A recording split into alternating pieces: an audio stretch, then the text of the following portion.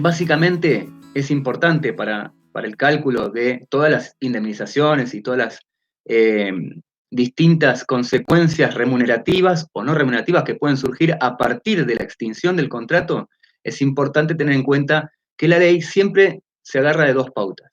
Entonces, para el cálculo de la liquidación final que le corresponde a un trabajador, así como el cálculo de las indemnizaciones, por lo general la ley se preocupa de tener en consideración dos pautas fundamentales.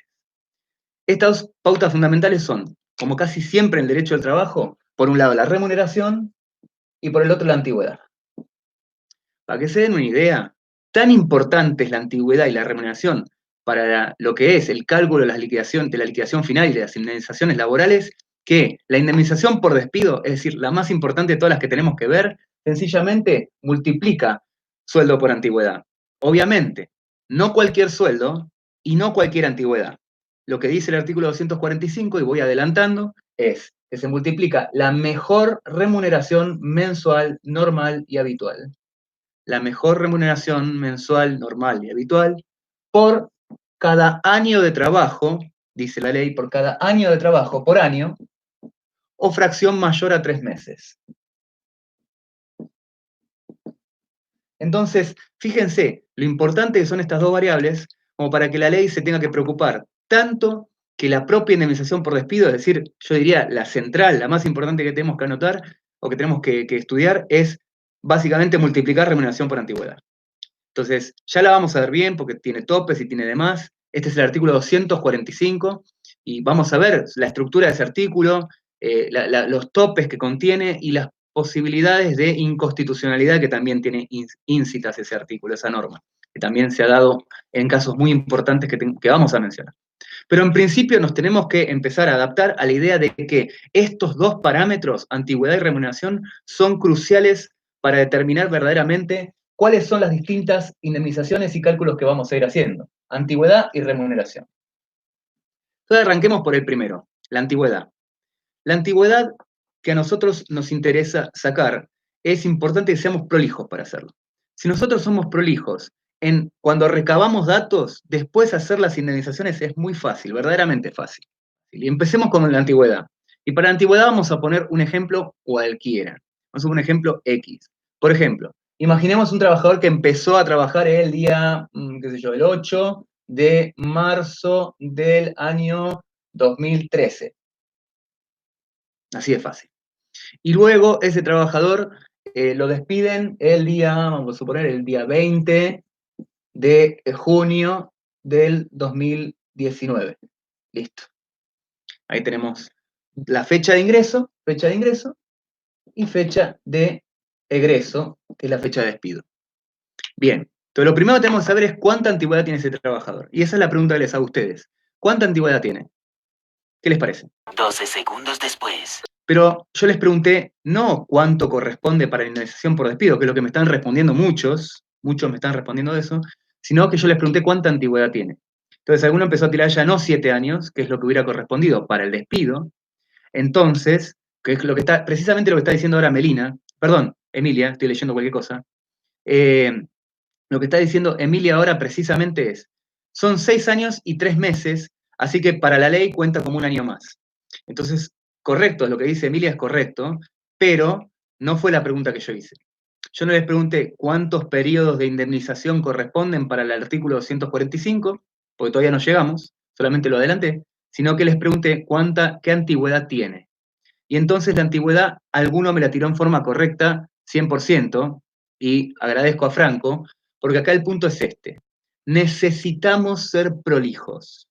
Necesitamos ser prolijos. Y cuando me refiero a prolijos me refiero a, no es 6 años, no son 6 años y medio, no son 6 años y un par de meses. Necesitamos ser puntuales.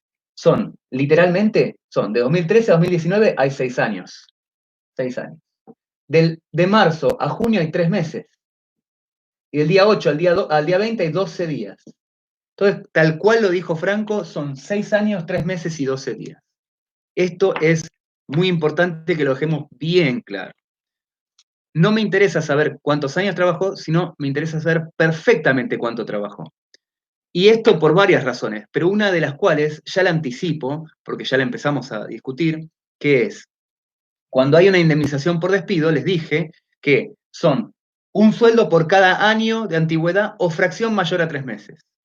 De modo que si tiene, por ejemplo, 6 años y 4 meses, corresponden 7 periodos de indemnización, que es lo que dijo la mayoría.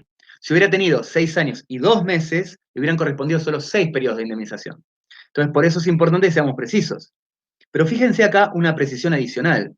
¿Qué hubiera ocurrido si eran 6 años y 3 meses justos? Justo. Vamos a suponer que era del día 8. 6 años y 3 meses justos. Exacto. Entonces, corresponden, según la ley, 7 periodos para la indemnización por despido o corresponden 6 periodos según la previsión del artículo 245. ¿Qué les parece a ustedes? ¿6 o 7? La respuesta correcta es, la ley dice fracción mayor a 3 meses. Así que al menos tiene que haber un día. Al menos tiene que haber un día. Y en cuanto a lo que dice Manuel, ojo con esto, porque acá estamos contando tiempo en año aniversario. Entonces no me importa si el mes de marzo tenía 31 días, lo que ocurrió desde marzo hasta junio son 3 meses. No importa si alguno tenía 31 o 30 días, ojo con eso. ¿Vieron? La mayoría acá dice 6 meses, alguna por ahí dijo 7, pero en general esto podría haber llegado a confundir, y por eso tenemos que ser bien precisos. Ahora les voy a poner un caso más difícil. Así se me confunden bien confundidos. Si yo hago esto bien difícil, después nada va a ser peor. Y si lo ven, va a ser más fácil. Entonces, por ejemplo, imaginemos que este tipo, dijimos en 2013 y se fue en 2019, está bien. Pero imaginemos que este tipo entró, vamos a suponer, en agosto y se fue en abril. Y que entró el día, qué sé yo, el día 4. No, el día 14. Y se fue el día 7. Entonces la pregunta es, ¿cuánto tiempo trabajó esa persona? Buena suerte. No, pero buen intento. Buen intento, Damián. Buen intento. No es la respuesta correcta, pero buen intento. 2000 años más tarde. Lo que quería evitar, y por eso lo había planteado el primer ejemplo que era el fácil, lo que quería evitar es que ustedes me digan, bueno, casi 6 años. No, no. Ya ahora sabemos que son tantos años, tantos meses, tantos días. Voy a hacer de cuenta que todos lo estaban tipeando al mismo tiempo y entonces todos ganan. Así que se van todos a la final.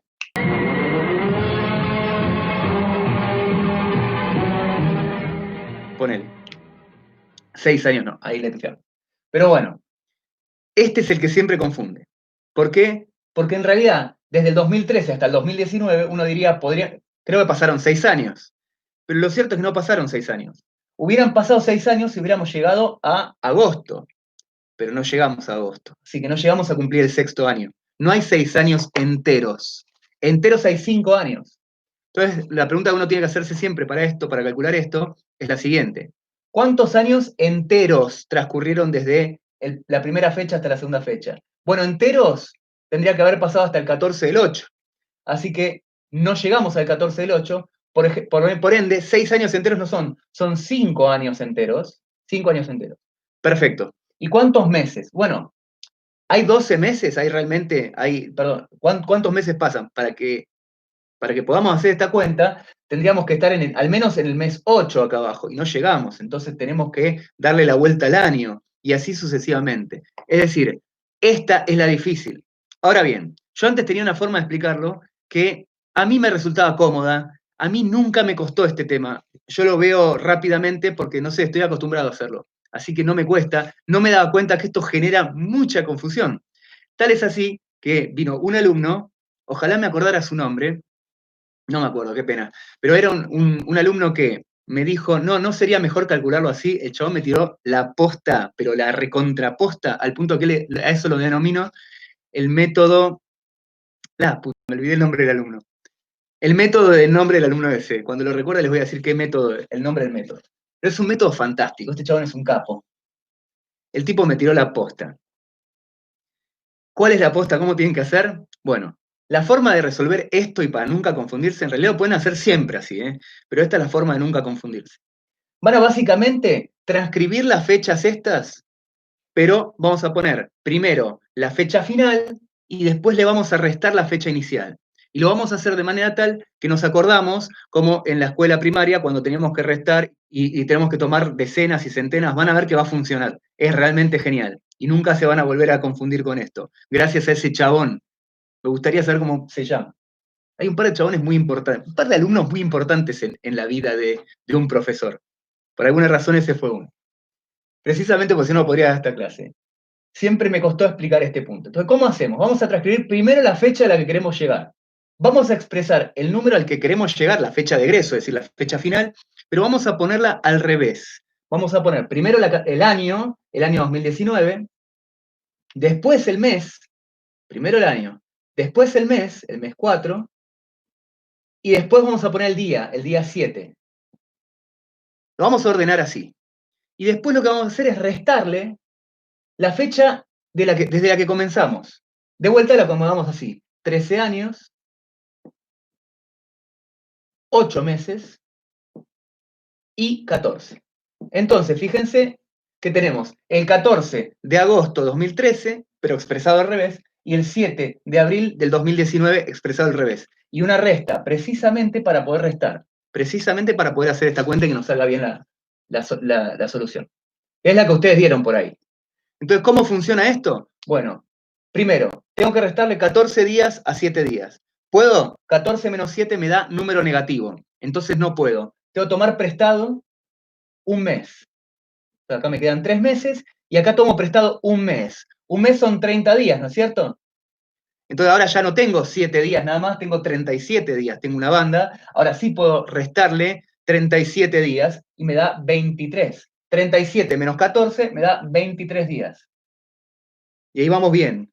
Seguimos. 3 meses menos 8. Puedo restarle 8 meses a 3 y me va a dar número negativo. Por ende, tengo que tomar prestado un año. Entonces acá me quedan 18 años. Y acá si tomo prestado un año son 12 meses, ¿no es cierto? Entonces ahora ya no tengo 3 meses, tengo 15 meses. Y por ende, 15 menos 8 Son 7 meses. Y finalmente, 18 menos 13, 5 años. 15 menos 8, 7. Nunca jugué a la escoba del 15, parece mentira. Pasa que vi el 12 y me confundí.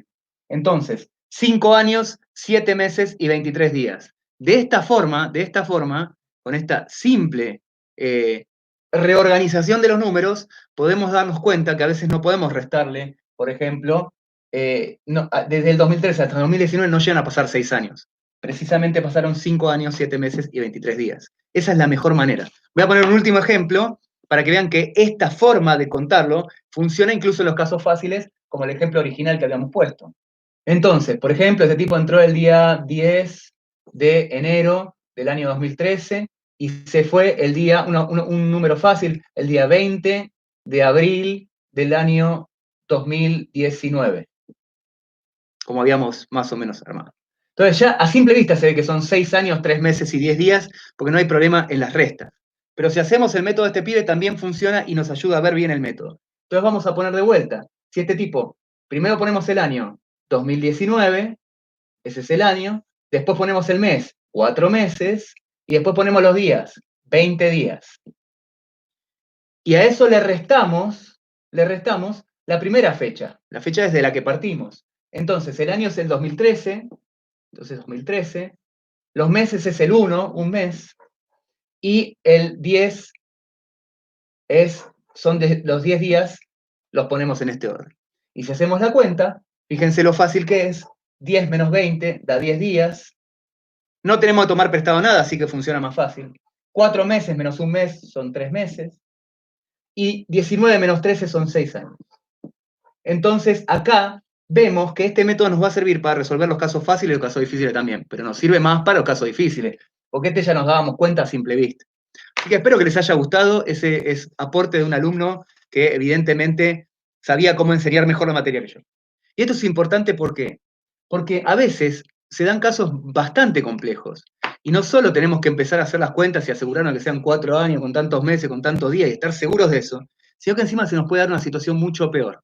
Y la situación mucho peor es que el trabajador tenga 2 periodos de trabajo. Por ejemplo, que haya empezado a trabajar en el año 2002, haya trabajado desde el 2002 hasta el 2005, y después haya ido a vivir a Europa, se fue a vivir a Europa. Y después volvió al país. Y cuando volvió al país, fue a su vieja empresa y le dijo, escúchame, ¿puedo volver a trabajar? Y la empresa lo volvió a tomar. Lo tomó desde el 2013 hasta el 2019. Entonces, ¿qué es lo importante que ustedes les tienen que dar bien claro? Seguramente lo deben haber mencionado cuando vieron el tema de extinción por jubilación. Lo importante es que ustedes tienen que saber bien lo que dice el artículo 18 de la ley, que para una misma empresa, los distintos periodos en los que haya podido trabajar ese trabajador se acumulan. Entonces, si el tipo trabajó 2 años en el año 2002 y después vuelve a empezar en el año 2013, no es que este tipo trabajó 6 años, 3 meses y 10 días. Trabajó 6 años, 3 meses y 10 días más los 2 años que trabajó allá en el 2001. Esa sería la idea. Y por eso a veces tenemos que empezar a hacer cuentas con estas fechas. Y nos tienen que quedar bien en claro y nos tienen que quedar bien prolijas. Porque si un trabajador entra, se va y después vuelve a entrar, se suma la antigüedad. Entonces tenemos que estar con esto bien atentos. Tenemos que saber cuántos años, cuántos meses, cuántos días, bien prolijitos. Ahora vamos a dar un dato más sobre esto. No solo que se acumulan las antigüedades, sino que también ocurre lo siguiente. ¿Qué pasa si, por ejemplo, indagando a este trabajador, indagándolo, preguntándole sobre su situación laboral, este tipo nos termina confesando que estuvo en realidad trabajando antes, pero estuvo trabajando en negro? Por ejemplo, que en realidad no había ingresado el 10 de enero del 2013, sino que ingresó un año antes. Ingresó el 10 de enero del año 2012. Esa fue su verdadera fecha de ingreso. Pero en esta fue la fecha en que lo registraron, la fecha de registro. Entonces, ¿nosotros qué vamos a tener en consideración? ¿Los años que estuvo registrados o los años que realmente trabajó? Y para esta altura de la materia tendría que estar bien claro que por aplicación del principio de primacía de la realidad, lo que nosotros tenemos que tener en cuenta es la totalidad del tiempo trabajado. En este caso serían los 7 años, lo voy a anotar en orden, 7 años desde el 2012 hasta el 2019, 3 meses desde enero hasta marzo, hasta abril digo, 3 meses, y 10 días, desde el 10 hasta el 20, y 10 días. Entonces nuestra respuesta final sería precisamente esta, teniendo en consideración la fecha en que realmente ingresó a prestar servicio y no la fecha en que lo registraron. Este es el primer dato importante sobre la antigüedad que tenemos que saber. Exacto el tiempo que trabajó. Años, meses y días. Ese no es el único dato de la antigüedad que nos importa. Nos importa un segundo dato de la antigüedad, que es muy importante, que es el siguiente. ¿Cuánto tiempo trabajó el último año de trabajo? Es decir, en el año en que se fue o que lo rajaron, en el año 2019. ¿Cuánto tiempo trabajó? Y me interesa saber esto por varias razones. Primero, veámoslo con más claridad. Es decir, en el último año al tipo lo rajaron el día 20 del 4. 20 del 4. Entonces, a mí me interesa saber, en definitiva, cuánto tiempo trabajó ese último año. ¿Por qué me interesa saber cuánto tiempo trabajó ese último año? Bueno, ustedes saben, y si no, se los reitero, se los dijo el doctor Sudera en la clase de remuneración, pero de todas formas lo reiteramos ahora. Ustedes saben que el aguinaldo se va ganando día a día. Ustedes saben que el aguinaldo se va ganando... En serio, dale. Por favor, vale, estoy tratando de anotarse. Ustedes saben que el aguinaldo se gana día a día. Por ejemplo, el aguinaldo es, como dice la palabra, y ya se lo vieron en la clase de remuneración, un sueldo anual complementario. Para ganarlo entero tienen que trabajar todo el año. Se cobra en 2 cuotas semestrales, una en junio y una en diciembre. Piensen lo siguiente. ¿Qué pasa si, por ejemplo, ustedes empiezan a trabajar el 1 de enero y llega el 30 de junio? Le van a pagar la mitad de la cuota del aguinaldo, ¿no es cierto? Le van a pagar el medio aguinaldo, como corresponde. Pero, ¿qué pasa si en lugar de ingresar el 1 de enero, hubieran ingresado el 1 de mayo? Y trabajan mayo, junio, y viene la fecha de pago de aguinaldo. ¿Le van a pagar media cuota de aguinaldo o le van a dar una parte proporcional? La respuesta correcta es, precisamente, le van a dar un fragmento proporcional de aguinaldo. Ese fragmento proporcional, los 2 meses que trabajaste, desde el 1 de mayo hasta el 30 de junio. No te van a pagar, exacto, no te van a pagar toda la media cuota, te van a dar la proporción. ¿Y por qué te dan la proporción? ¿Por qué no te dicen sencillamente lo siguiente? ¿Por qué no te dicen, mira, para ganar el aguinaldo tendrías que haber empezado el 1 de enero y terminado el 30 de junio para ganar la media cuota? No, se paga la proporción. Precisamente ¿por qué? Porque se dice siempre, y esta es la forma de expresarlo siempre, igual lo van a ver así en los libros, es, el aguinaldo se devenga día tras día. Con cada día de trabajo yo gano un poquito de aguinaldo. Entonces, si yo trabajo un mes, devengo un mes proporcional de aguinaldo. No me van a pagar la cuota entera de aguinaldo, pero me van a pagar el pedacito proporcional. Y esa es la idea. Entonces nos interesa saber precisamente cuánto tiempo se trabajó en el último año para asegurarnos que nos terminen pagando luego la fracción proporcional de aguinaldo y la fracción proporcional de vacaciones, que es exactamente lo mismo. Para yo gozar las vacaciones, todas las vacaciones, debería trabajar el año entero. Y desde enero hasta el momento en el que el empleador me decida dar las vacaciones, más o menos a fin de año. Pero si no trabajo el año entero, por ejemplo, que entro en noviembre, no voy a pretender que me den todas las vacaciones enteras. Me van a dar una fracción, un poquito. ¿Se acuerdan que era un día de vacaciones por cada 20 días de trabajo? Pero en definitiva, lo que queda claro es que para tener todas las vacaciones, tengo que tener todo el año. Si no tengo todo el año, me van a dar un pedacito de vacaciones. Y eso es lo que tenemos que calcular. Hay dos formas de hacer esto, de calcular cuánto se trabajó en el último año. Se lo puede hacer en días o se lo puede hacer en meses. A mí me gusta hacerlo en meses. Y tengo una razón jurídica para decir por qué. Pero hay mucha gente, la mayoría de hecho lo hace en días. La pregunta sería, a mí, si yo trabajo, ¿cuánto trabajé hasta el último año? Bueno, ustedes me pueden decir, si yo le hago la pregunta, ¿cuántos meses trabajó? La pregunta es, ¿cuántos meses trabajó en el último año? ¿Cuánto dirían ustedes que trabajó? ¿Cuántos meses trabajó? La pregunta sí está más o menos. Tendría que aclararlo un poco más, por ejemplo. Podría decirle cuántos meses enteros trabajó el último año y ahí la respuesta de la mayoría que me están dando sería correcta. Enteros, trabajó 3 meses. No llegó a trabajar 4 meses, como dijo alguno, precisamente porque no llegó a cumplir todo el mes de abril, solo 20 días de abril. Entonces, la realidad es que este tipo trabajó 3 meses y 20 días. Esta es la realidad. En el último año trabajó 3 meses y 20 días. Pero a mí, exacto, como dice Juan, a mí me gusta expresarlo en meses. Es decir, realmente, ¿cuántos meses trabajó? ¿Por qué? ¿Se acuerdan cuando éramos chicos nos decían, no podés sumar peras con manzanas? Bueno, tampoco podés sumar manzanas con duraznos. O sea que tenemos que expresar esta cifra en un único valor, que puede ser que lo expresemos todo en meses o puede ser que lo expresemos todo en días. Es indistinto, pueden usar cualquiera de los dos, siempre y cuando respeten el valor y la unidad que usan. Entonces, si ustedes hacen la forma que a mí me gusta, serían 3 meses y luego teníamos que traducir estos días en meses. Entonces acá voy a hacer una pregunta que increíblemente un día me contestaron en mi curso de CPO, me contestaron, lo que pasa es que le estoy haciendo preguntas matemáticas a alumnos de derecho, pero me contestaron, literal, la pregunta está mal hecha. Así que escuchen la pregunta que está mal hecha. Es, ¿cuántos meses son 20 días? La pregunta está mal hecha, me dijeron. ¿Cuántos meses son 20 días? Y entonces alguno de ustedes ya empezó a responder correctamente. Es una fracción. O sea, existen los números no enteros. La puta madre. Existen las fracciones, existen los centésimos. Existe. Así que no sé por qué tanta complicación. Exacto, son 2/3 de mes. Son 2/3 de meses. Entonces lo que tenemos que hacer es precisamente expresarlo en una fracción de lo que corresponde. Y la fracción que utilizamos para normalmente referir a los números es la fracción centesimal. Entonces, ¿cuántas centésimas, no es cierto? Entonces va a ser, o sea, la coma. Entonces, esto es, los 20 días es igual a ¿cuánto? Como dice acá Catalina, a 0,66. Esa es la respuesta correcta. Pero vamos a ver por qué. Bueno, básicamente tenemos que hacer una regla de 3 simple. Si 30 días es un mes, entonces 20 días, 30 días es un mes, entonces 20 días es a X. ¿Recuerdan la famosa regla de 3 simple? Ahora, esta regla de 3 simple es regla de 3 simple nivel abogado. Esta regla de 3 simple es regla de 3 simple, simple. ¿Por qué? Porque si ustedes recuerdan cómo hacerlo, era multiplicaban 20 por 1 y después dividían por 30.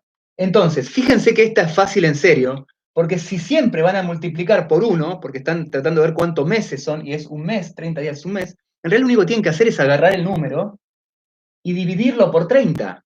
Entonces, ¿cuántos meses son 20 días? Es 20 dividido 30. Entonces es fácil, 20 dividido 30 da 0,6 periódico. Es realmente fácil. Entonces, en este caso, que por eso digo, a mí me gusta usar los meses, ahora les voy a decir por qué, pero digo, en este caso, ¿cuánto tenemos? Tenemos 3 meses por acá, tenemos 3 meses por acá, y estos 20 días que son 0,6 meses.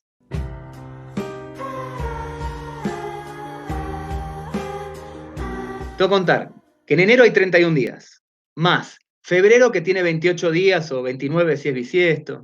Entonces, 31 más 28 más 31 de marzo, entonces ahí ya tenemos 90 días, más 20 de abril tenemos 110 días. Entonces tenemos que contar la cantidad de días, ¿está bien? Y es tan fácil como agarrar el almanaque y empezar 31 más 28 más 31 más 30 más 31 y así, etcétera, etcétera, etcétera, etcétera. Y es un bajón. Entonces, a mí no me gusta contar, pero, y aparte me pasa otra cosa, no me acuerdo qué meses tienen 30 y qué meses tienen 31, tengo que empezar a hacer enero, febrero, marzo, abril, como me enseñó mi abuelo, así que no me gusta en general hacer todo eso. Pero vamos a hacerlo así, vamos a contar días. A mí me preguntaron por qué razón es mejor utilizar los meses. Y yo tengo una razón jurídica por la cual corresponde utilizar los meses.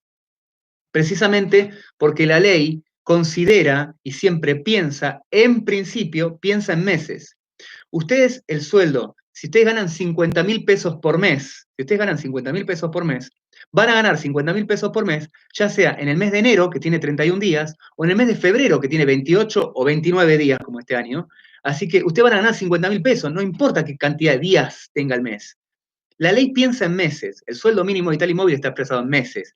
El 90% de los convenios colectivos de trabajo expresa el sueldo de la categoría profesional en meses, no en días. Son muy pocos los que establecen sueldo diario o sueldo horario. Son la menor cantidad de convenios colectivos. Pero en general, la ley piensa en meses, siempre, y no en días. Por eso es que a mí me parece que lo correcto es considerar meses. Y alguno me pregunta, ¿por qué 30 dividimos por 30? ¿Por qué no dividimos por 30 como algo? No sé qué cosa.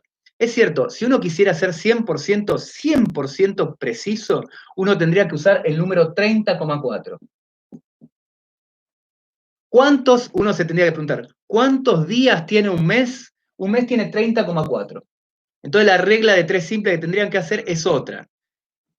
Pero a mí no me parece que se justifique poner 4 centésimas. Para mí todos los meses tienen 30 días, que por otra parte es la forma en que piensa el Código Civil. Así que 30, no pasa nada. Nadie nunca se va a morir porque le faltan 4 décimos a la cantidad de meses. ¿Por qué digo que un mes tiene 30,4 días?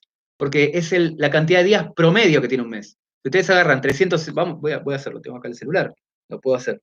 Si ustedes agarran los 365 días del año, imaginemos que no es el bisiesto, pero agarran los 365, y lo dividen por los 12 meses del año, les da 30,41, que es más o menos 30,4. O sea que es básicamente, ese sería el perfecto número, pero tampoco la joda, 30 está bien. Repasando, lo que corresponde tener bien en consideración es que este tipo trabajó en total 7 años, 3 meses y 10 días, y en el último año, y esto sí lo vamos a copiar acá también, en el último año trabajó 110 días. 110 días.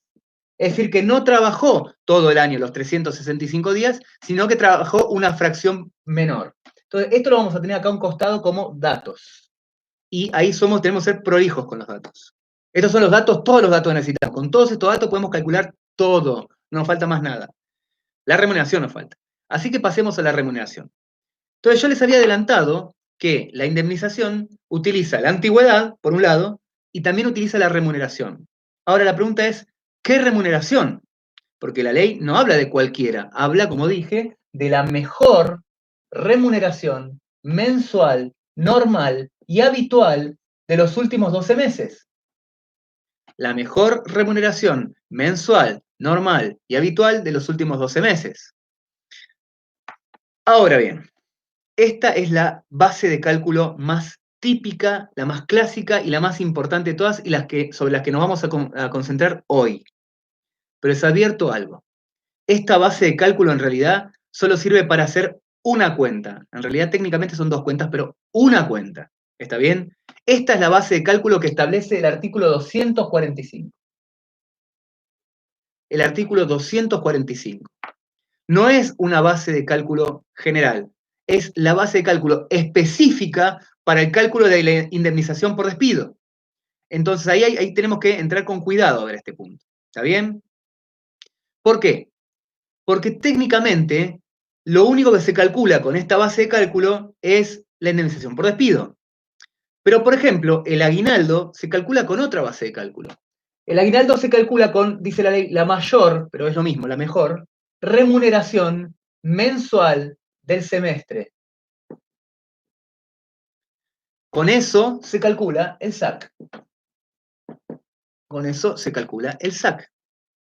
Entonces, ahora vemos que no hay una sola base de cálculo. Hay dos bases de cálculo, la mejor remuneración mensual normal y habitual y la mejor remuneración mensual del semestre. Precisamente porque la ley lo aclara para cada uno de esos dos casos, para la indemnización por despido y para calcular el aguinaldo. Perfecto. Ahora, si vos te preguntás, ¿y cómo calculamos las vacaciones, por ejemplo? ¿O cómo calculamos el preaviso? Ya vieron algo de preaviso, ¿no? Seguramente. ¿Cómo calculamos la integración del mes de despido? ¿Cómo calculamos otras cosas, en definitiva? Y la verdad es que la ley no dice nada. No es que la ley dice, en caso de que exista un despido y haya que calcular multas o cosas, calculen con esta base de cálculo. No lo dice. Solamente nos dice, la indemnización por despido se calcula con esto y el aguinaldo se calcula con esto. El resto no sabemos. No dice. Entonces, como no dice nada, los jueces, la jurisprudencia, de alguna forma, adoptó un criterio que es, yo diría, el más común, el más usado, que se llama criterio de la remuneración próxima o remuneración normal. Remuneración próxima. La remuneración próxima. Entonces ahora tenemos tres bases de cálculo. Y fíjense esto con atención. La primera base de cálculo sirve para calcular el artículo 245, es decir, la indemnización por despido. Solo para eso. La segunda base de cálculo sirve para calcular el aguinaldo, es decir, solo para eso. Y todo lo demás se calcula con la remuneración próxima. Es decir, que esta es para todo. Tiene que quedar eso bien claro. Tenemos tres bases de cálculo, pero se usan para cosas muy específicas. Y para todo lo demás se usa la remuneración próxima. ¿Está bien? Ahora vamos a ver qué es todo esto, porque si no, medio como que no dije nada. Bueno, la realidad es la siguiente. En la práctica, esta es la realidad. En la práctica usamos siempre una sola base de cálculo y consideramos la primera. No solamente usamos esa, en general. Es muy difícil que empecemos a discriminar si corresponde una, si corresponde otra. Por lo general no se mete tanto en ese tema. Salvo que sea un trabajador con una remuneración demasiado amplia y demasiado variable. Si cambia muchísimo la remuneración y si es muy grande, verdaderamente puede haber una diferencia significativa entre una y otra base de cálculo. Es verdad, puede pasar. Pero en general son monedas las diferencias, son un par de pesos. Entonces realmente usamos una sola base de cálculo. Esta es la realidad. Ahora, yo les voy a explicar las tres, pero me tengo que concentrar en la primera. Si yo no llego con la primera, en la siguiente clase seguiremos, no hay ningún problema. Porque vamos a tomarnos un tiempito para que todo esto quede bien claro. ¿Y por qué me voy a concentrar en la primera? ¿Por qué voy a empezar por la mejor remuneración mensual, normal y habitual? Si es primero es la más larga y segundo es la que solamente se utiliza para la indemnización por despido. ¿Por qué me concentro en esa?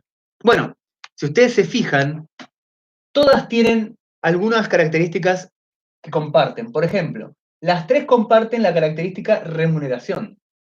Así que lo más importante seguramente va a ser ese primer punto. Ahora, después encima el aguinaldo también comparte el hecho de que toma la mayor remuneración mensual. Así que ya tenemos que el aguinaldo también tiene un dato que comparte con la primera base de cálculo. Ahora, si se fijan ustedes, los últimos dos parámetros son solo de la primera base de cálculo. Por ende, si sabemos bien la primera base de cálculo, si nosotros sabemos bien la base de cálculo número 1, la mejor remuneración mensual normal y habitual de los últimos 12 meses, entonces ya vamos a saber el resto. El resto es súper fácil. Pues fíjense, y acá con esto voy a aclarar rápidamente cómo funciona cada una. Rápidamente. Después sobre esto vamos a volver, así que no se preocupen. Pero sí quiero que les quede clara esta idea. La remuneración próxima básicamente implica considerar la suma remuneratoria que el trabajador ganaba. Ya vamos a enfocarnos en cada uno de los datos, pero van a tomar la suma remuneratoria y van a tomar lo que venía más o menos ganando. Próxima se refiere a lo que últimamente venía ganando. Entonces, ¿qué hacen los jueces? Básicamente, en general, esto puede variar porque la ley no dice nada, es un criterio jurisprudencial. Pero en general los jueces, ¿qué hacen? Hacen un promedio de los últimos 6 meses. Entonces agarran los últimos 6 meses de sueldo y hacen el promedio. Y eso les da una idea promedio de cuánto venía ganando ese trabajador en el último tiempo. Y por eso se lo denomina remuneración próxima. Es lo que en lo próximo, en lo reciente, el tipo venía ganando. Y hace un promedio de los últimos 6 meses. Hay otros que hacen un promedio de los últimos 6 meses y del último año también. Y después hay otros que toman la última remuneración y listo. O sea que tiene matices, tiene matices. El doctor Subera, ¿qué hace? El doctor Subera hace lo siguiente, está explicado en el propio artículo que le mandó a leer. Hace el promedio de los últimos 6 meses y hace el promedio del último año. Y después agarra la mejor. El promedio de los 6 meses o el promedio del último año, lo que le quede mejor. Hoy, en nuestra época que estamos viviendo, con el contexto inflacionario que estamos atravesando desde hace años ya, entonces, por lo general, si vos te fijás cuánto ganabas hace un año, probablemente ganabas menos. Probablemente hubo algún aumento. Entonces, hacer el promedio de los últimos 6 meses casi siempre te va a dar más que hacer el promedio del último año. Y es difícil que hayas ganado más hace 12 meses que ahora. Por eso, en general, haciendo el promedio de los últimos 6 meses vas a estar bien. Vas a estar bien. Además, hay una sola razón adicional que es interesante para la idea del promedio de los últimos 6 meses, que está en el artículo 208 de la Ley de Contrato de Trabajo, que es la única pauta más o menos parecida que la ley menciona, el artículo 208. El artículo 208 dice, si se acuerdan, pues lo vimos, pero, y es simple esta idea, ustedes saben que cuando el trabajador tiene un accidente o una enfermedad, que no es una enfermedad laboral, es una enfermedad que le ocurre en la casa, ¿no es cierto? O con los amigos, lo que sea. Un accidente, una enfermedad de ese estilo, ustedes saben que el trabajador tiene una licencia paga, una licencia con goce de haberes. Ahora la pregunta es, ok, ¿y cuánto le corresponde ese goce de haberes? ¿Cuánto le pago? Y la ley dice, bueno, lo que venía ganando. Ah, bárbaro. Pero ¿qué pasa si este tipo ganaba, decía, comisiones o alguna otra remuneración variable? Entonces no se sabe bien cuánto ganaba, porque por un mes ganaba 5.500, otro mes ganaba 6.000, otro mes ganaba 7.000 y qué sé yo.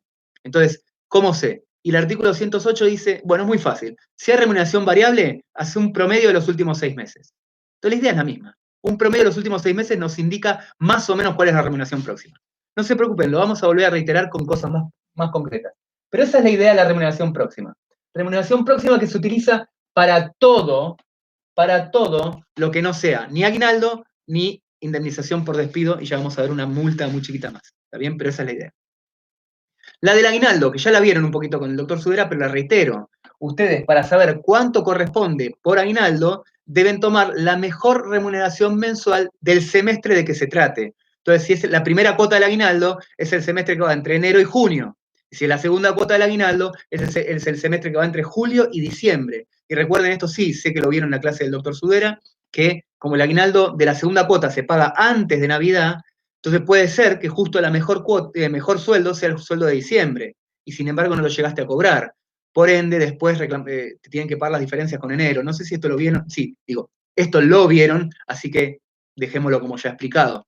Pero la idea es, ahí tomás la mejor remuneración mensual del semestre. Entonces, lo que sí nos importa es enfocarnos en esta base de cálculo que establece el artículo 245, porque la primera ya nos explica, vamos a ver qué es la mejor, qué es la remuneración, qué es lo mensual, qué es lo normal y qué es lo habitual, y con eso solucionamos todos los problemas. ¿Está bien? Entonces nos vamos a concentrar solo en la primera base de cálculo. La primera base de cálculo, la mejor remuneración mensual, normal y habitual de los últimos 12 meses. ¿Cómo vamos a ver esto? Vamos a ir desmenuzando punto por punto qué significa cada una de estas cosas. Y vamos a empezar por la más importante. Recuerdan, es la que todas las bases de cálculo comparten, la remuneración. Y para esto es fundamental que ustedes entiendan cómo funciona este proceso. Básicamente lo que ustedes tendrían que hacer es agarrar los 12 últimos recibos de sueldo del trabajador, los 12 últimos sueldos.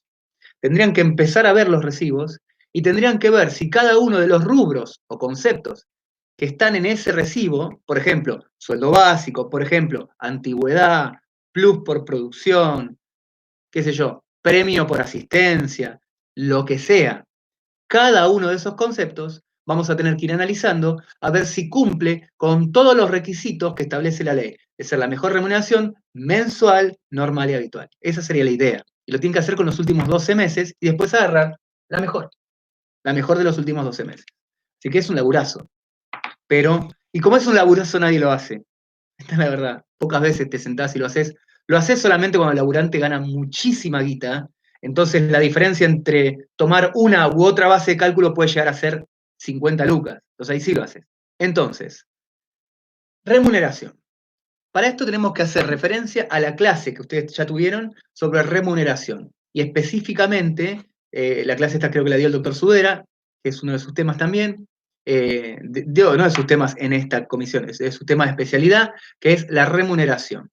Y básicamente, cuáles son las pautas con las cuales nos damos cuenta si algo es o no es remuneración. Vamos a hacer un brevísimo repaso, porque ya lo vieron y está mucho mejor explicado en ese video que lo que puedo hacer ahora. Que básicamente eran 3 pautas, que seguramente recuerdan. La primera pauta es que aquello que el empleador otorga, aquello que el empleador entrega, sea un incremento patrimonial para el trabajador. Primera pauta. Segunda pauta, que ese incremento patrimonial sea consecuencia, a mí me gusta decir siempre, al menos mediata, pero consecuencia del contrato de trabajo. Así que me lo pagan pues soy trabajador, no me lo pagan porque soy, no sé, buen pibe. Me lo pagan porque soy trabajador. Y la tercera pauta es que salvo que exista una disposición legal que disponga otra naturaleza jurídica, es decir, una disposición legal que diga que es no remunerativo, ¿no es cierto? Como ocurrió en el caso del artículo 103 bis. ¿Bien? Y siempre con el paréntesis de, ojo, porque la Corte ha declarado inconstitucional muchas veces este punto. La remuneración que establece los sindicatos, por ejemplo, y que le ponen no remunerativo, inconstitucional. Los decretos que otorgan sumas no remunerativas, inconstitucional. Y la propia ley de contrato de trabajo, artículo 103 bis, incisos B y C, fueron también declarados inconstitucional por la Corte en el famoso fallo al que estoy haciendo referencia, que es Pérez Condisco. ¿Está bien? Eso, repaso de eso. Entonces, ¿qué es lo que vamos a hacer? Vamos a agarrar un recibo de sueldo y vamos a ver cada uno de los conceptos. Y, por ejemplo, vamos a pasarlo por el tamiz de las pautas que estamos observando ahora. Entonces, por ejemplo, ven en el recibo de sueldo dice sueldo básico y dice que cobra 20.000 pesos. ¿Ese sueldo básico es un incremento patrimonial? Claro que sí, son 20.000 pesos. ¿Y ese incremento patrimonial es consecuencia del trabajo? Y claro que sí, es el sueldo básico, de hecho. Bárbaro, entonces es remuneración, bárbaro, perfecto. Luego seguimos avanzando y vamos a ver otro tipo de rubros, como por ejemplo los viáticos. Nosotros ya hablamos, esto ya lo hablamos, pero lo voy a repasar brevemente. ¿Los viáticos son remuneración o no son remuneración? Y bien, lo que dice la norma, correctamente, lo que dice el artículo 106 de la ley, el viático es remuneración, salvo en lo que se gaste y se acredite luego con un comprobante. Entonces, si a vos, básicamente, te están dando plata por los gastos que vos tuviste para la movilidad, recuerden que viáticos incluye el viaje, el traslado, pero también puede incluir el hospedaje o una comida, si es que el traslado es largo. Entonces, todos esos gastos que se denominan viáticos, si vos tenés que gastar y pedir ticket y después rendir cuenta, entonces, ¿vos realmente ganaste plata cuando el empleador te devolvió esa plata? No, te está devolviendo los gastos que tuviste. Básicamente no es que tuviste un incremento patrimonial, sino que te devolvieron el patrimonio al mismo nivel en el que estaba antes, te devolvieron el gasto. Siempre pongo el mismo ejemplo, pero lo mismo pasa, por ejemplo, si un trabajador está trabajando, golpeando con un martillo algo, está golpeando un martillo, pum, se rompe el martillo, tipo se va hasta la ferretería, le dice, che, se me rompió el martillo, dame otro martillo, le paga el martillo al ferretero y le pide el ticket, y después cuando vuelve a la fábrica le dice, bueno, hoy estuve trabajando, se rompió el martillo, pero ya está, te compré este, acá tenés el ticket. Y entonces el tipo le devuelve la plata. Esos 200 pesos que el tipo le dio, ¿es un incremento patrimonial? No, para nada. Es un gasto devuelto. Entonces no hay incremento. En cambio, si a vos de viático, volviendo al tema de los viáticos, si a vos de viático te dan, tomá, 5 lucas de viático, gastala en viáticos, pero no te piden comprobante, vos con esas 5 lucas podés ir y tomarte un taxi, te podés tomar una limusina, o te podés ir en colectivo, o te podés colgar el billete de 1.000 mangos en la bragueta y salir corriendo por Avenida Corriente a ver si pasa algo. Este chiste lo hago siempre igual. Así que si ya vieron otra clase, es el mismo chiste. Porque esto no es espontaneidad, está todo estudiada esta espontaneidad. Entonces, si te dan 5 lucas y te dicen gastala como quieras, eso sí es un incremento patrimonial. Ahí no te están exigiendo que acredites comprobante y demás. Por ende, si es un incremento patrimonial, es remuneración. Pero en cambio, si es devolución de gasto, no es remuneración. Si esos viáticos entonces son devolución de gasto, no son remuneración, entonces no entran en la base de cálculo. Por eso lo que tenemos que hacer es, rubro por rubro, ir tachando si no entran. ¿Está bien?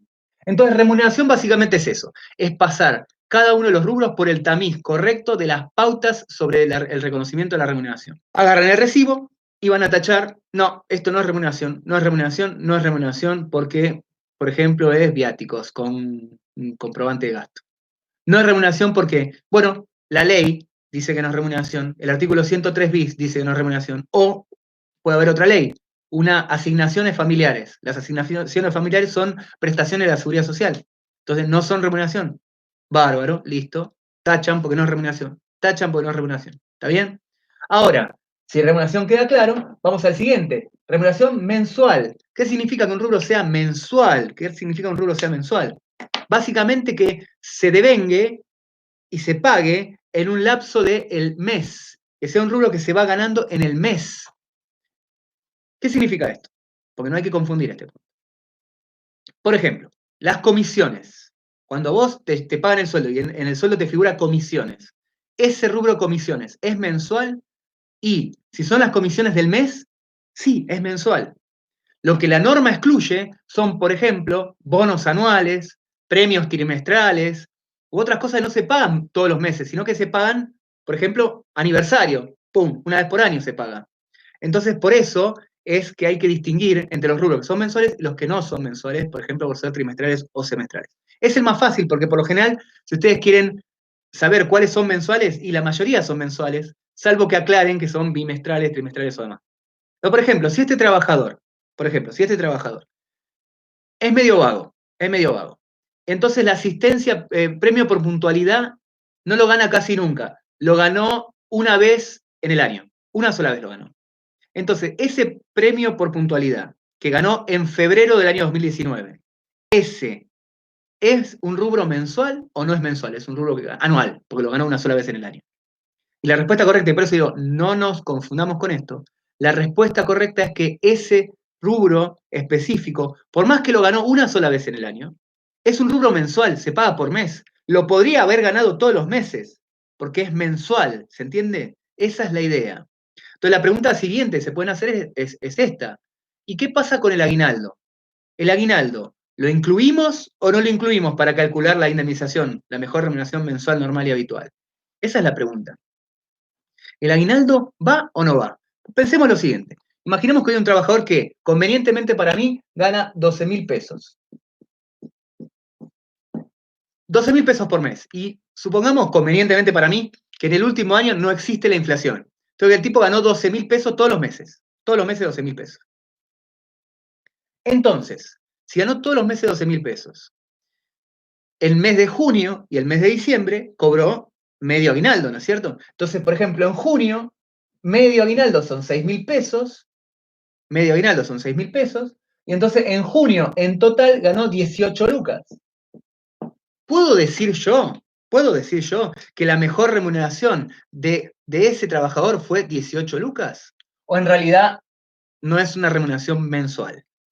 Y la respuesta correcta es no podés considerar 18 lucas, porque ese aguinaldo, esos 6.000 pesos, lo ganó semestralmente, eso no es mensual, ¿está bien? Perfecto. Pero alguien puede decir, pero pará, no me pongas los 6.000. Pero ¿qué te parece si no me pones el proporcional de aguinaldo? Vos me dijiste, ustedes me tienen que decir esto, pero como ustedes están lejos, lo voy a hacer yo por ustedes. Vos me dijiste que el aguinaldo se ganaba día a día y que si yo trabajaba no los 6 meses, sino un mes, me iban a pagar un proporcional a un mes, ¿no es cierto? Vos lo dijiste. Entonces, ¿puedo reclamar el proporcional de un mes? Entonces, ¿cuánto es el aguinaldo proporcional de un mes? Y mirá, si el sueldo anual es de 12.000, el proporcional de un mes sería, bueno, 1.000, por eso puse 12.000, ¿no? El proporcional de un mes sería 1.000. Entonces, ¿podría yo decir que corresponden 13.000 pesos? Porque devengué aguinaldo. Alguno me va a decir, a ver, es devengado, acá dice Marcela correctamente, dice, bueno, es cierto que devengo y en un mes devengué un pedazo de aguinaldo, es cierto, 1.000 pesos de aguinaldo yo devengué este mes, que lo voy a cobrar con la cuota de junio y la otra con la cuota de diciembre, es verdad, pero devengar lo devengué. Tenía derecho a ese aguinaldo, por más que la fecha de pago sea más adelante. Entonces, algunos jueces empezaron a decir que sí, que correspondía considerar fracción proporcional del aguinaldo. Otros jueces, en cambio, empezaron a decir que no corresponde considerar la fracción proporcional de ese aguinaldo. Y los que decían que sí, decían precisamente lo que veníamos diciendo hasta ahora, porque se devengó en ese mes un aguinaldo. Los que dicen que no, dicen en cambio, no, este es un sueldo que se paga junio y que se paga en diciembre, por ende es semestral, entonces no corresponde, no es mensual. Entonces esto fue a un plenario, porque no se podían poner de acuerdo. El plenario se llama Tulosai, y en el plenario Tulosai, la mayoría, a mi modo de ver equivocadamente, pero la mayoría sostuvo que el aguinaldo no debe ser incluido porque no es mensual. Esto es exactamente lo que piensa el doctor Sudera, así que el aguinaldo no lo incluimos. Aparte hay un plenario que dice que no se incluye, ¿está bien? Ahora, ¿por qué esto es necesariamente así? Depende. La Corte Suprema de Justicia de Buenos Aires dice que el aguinaldo sí hay que incluirlo. Esta fracción proporcional sí hay que incluirlo. Entonces, fíjense que si ustedes litigan en Capital Federal, la Justicia Nacional dice que no hay que incluirlo. Pero si ustedes litigan en provincia, la provincia dice que sí hay que incluirlo. Fíjense qué paradoja. Ahora la pregunta es quién tiene razón. Bueno, el doctor Sudera piensa que tiene razón la capital con el plenario Tulosai, porque piensa que el salario, el sueldo anual complementario es semestral. Para mí no tiene razón, para mí la respuesta correcta es la siguiente. Lo que utilizo para demostrar esto es un argumento, una teoría, una herramienta argumentativa que se conoce como reducción al absurdo. Y lo que básicamente se hace es tomar las premisas que uno dice que son equivocadas y llevar las conclusiones tanto que se vuelven absurdas. Y esta sería la forma.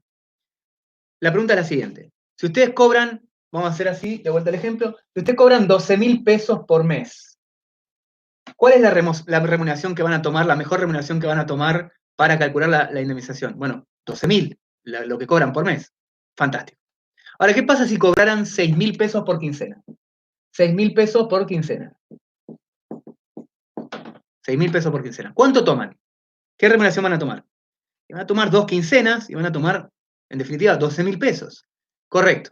¿Qué pasa si ganara 3.000 pesos por semana? ¿Qué van a tomar? Y, bueno, lo mismo. Van a tomar 4 semanas, van a terminar tomando 12.000 pesos. Es lo mismo. Sí, es verdad, correcto. ¿Qué pasa si gana por día? Bueno, lo mismo, van a tomar un mes, los días de un mes. Punto, van a ser un mes.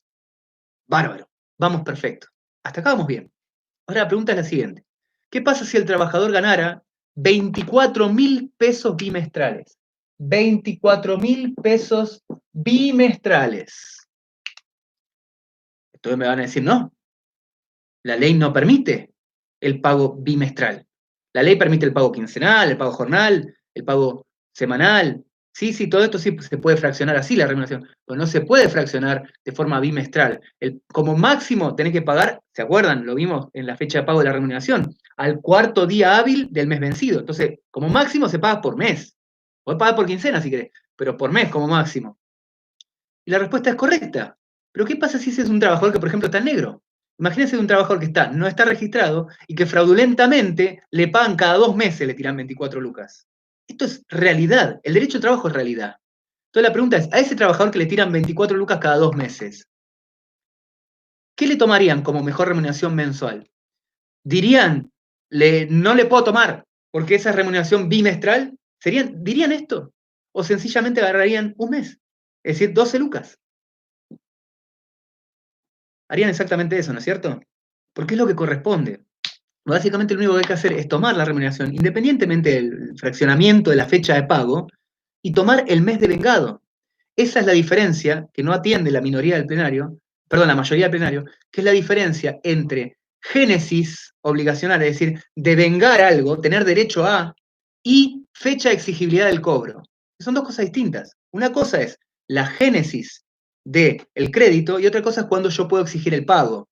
Esto se puede separar. Y en este caso este es un claro caso en que se separa.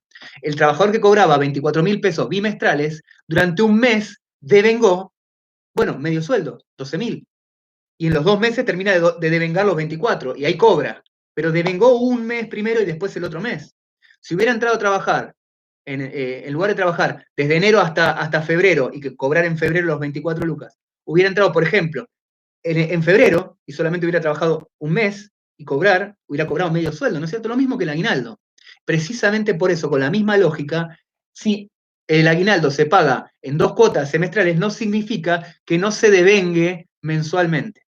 Entonces, reitero, si ustedes están en la provincia de Buenos Aires, ustedes pueden incorporar la fracción proporcional del aguinaldo en la indemnización por despido, porque la base de cálculo te lo permitiría. Cambio en capital, el plenario dice que no se puede. Nos queda entonces ahora hablar de lo que es lo normal y lo habitual. Normal y habitual, o sea que nos queda esta última partecita. Normal y habitual. Ahora, sobre este punto, la verdad, no hay mucha coincidencia. Hay distintas posturas. Y como la ley no aclara, no se dice mucho, la doctrina no es 100% coincidente, lo máximo que podemos hacer es darle alguna pauta, que en general funciona. En general funciona, ¿está bien? Entonces la pauta es la siguiente. ¿Qué significa que un rubro, como por ejemplo comisiones, sea un rubro habitual? Empecemos por la habitualidad. Entonces vamos a marcar la habitualidad. ¿Qué significa que un rubro sea habitual? Significa básicamente que se ha ganado periódicamente.